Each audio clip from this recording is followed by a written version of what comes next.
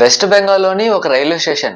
దాని గురించి జనాలు మాట్లాడుకోవడానికి, ఆ రైల్వే స్టేషన్కి వెళ్ళడానికి కూడా ఎంతగానో భయపడతారు. నేను మాట్లాడతాను బేగాన్ కూడా రైల్వే స్టేషన్ గురించి. నేను చెప్తున్న విషయాలు రూమర్సే ఉండొచ్చు, బట్ ఆ రూమర్స్ ఎంత భయంకరమైనవో మీకు తెలుసా? 42 సంవత్సరాలు ఆ రైల్వే స్టేషన్లో ఒక్క ట్రైన్ కూడా ఆగలేదు. జనాలు కూడా ఆ రైల్వే స్టేషన్కి వచ్చి ట్రైన్ ఎక్కడానికి ఎంతగానో భయపడిపోయేవాళ్ళు.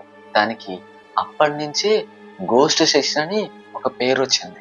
ఈ కథ అంతా అసలు ఎక్కడ మొదలైందంటే 1967 అదే రైల్వే స్టేషన్ లో పనిచేసే ఒక staff member night time tracks మీద ఏదో వైట్ కలర్ శారీ కట్టుకున్న ఒక అమ్మాయి చూడ్డానికి ఎంతో విచిత్రంగా వికృతంగా ఉండడం చూశాడు. ఆమె దగ్గరికి వెళ్తూ, ఎవరమ్మా నువ్వు, పట్టాల మీద ఏం చేస్తున్నావు, రా ఇటు పక్కకు రా అని పిలుస్తుంటే ఆమె మాత్రం అసలు కదలకుండా తల వంచుకొని అక్కడే నిలబడుకుని ఉంది.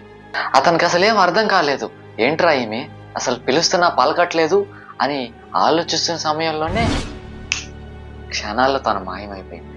అతను ఈ సంగతిని తన మిగతా స్టాఫ్ మెంబర్తో కూడా షేర్ చేసుకున్నాడు.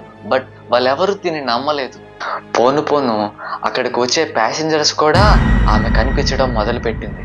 బట్ జనాల్ని ఇంకా భయపెట్టిన విషయం ఏంటంటే, ఆ స్టేషన్లో పనిచేసే స్టేషన్ మాస్టర్ మిస్టీరియస్గా మిస్ అయిపోయాడు.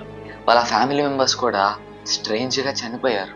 ఆ తెల్ల చీర కట్టుకున్న ఆ ఆత్మ ఏదైతే ఉందో ట్రైన్ వెనక పరిగెడుతుందని, ట్రైన్లో వాళ్ళ పక్కనే కూర్చున్నట్లు కొంతమందికి అనిపిస్తుందని చాలా చాలా రూమర్స్ ఆ స్టేషన్ చుట్టూ అల్లుకుపోయాయి.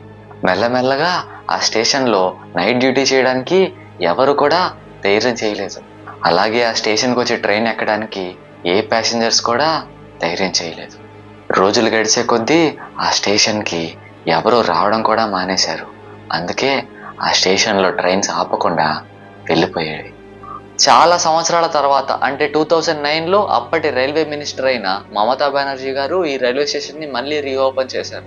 అవన్నీ రూమర్స్ మాత్రమే అని జనాలకి ధైర్యం చెప్పారు. మెల్లగా జనాలు కూడా రైల్వే స్టేషన్కి రావడం మొదలు పెట్టారు. కానీ ఇప్పటికీ చీకటి పడిన తర్వాత ఆ రైల్వే స్టేషన్కి వెళ్ళే జనాల గుండెల్లో ఏదో కొద్దిపాటి భయం ఉంటూనే ఉంటుంది. ఈ హాంటెడ్ రైల్వే స్టేషన్ గురించి ఇంకా డీప్గా డీటెయిల్గా తెలుసుకోవాలి అనుకుంటే కామెంట్స్లో ఫుల్ స్టోరీ అని కామెంట్ చేయండి. ఫుల్ లెంత్ వీడియో చేయడానికి ట్రై చేస్తాను. అలాగే ఈ వీడియోకి లైక్ చేసి మన ఛానల్ని సబ్స్క్రైబ్ చేసుకోండి.